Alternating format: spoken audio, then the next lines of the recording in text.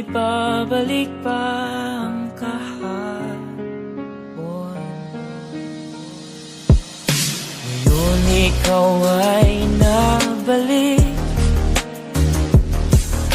katulad ko rin ng iyong pananabik.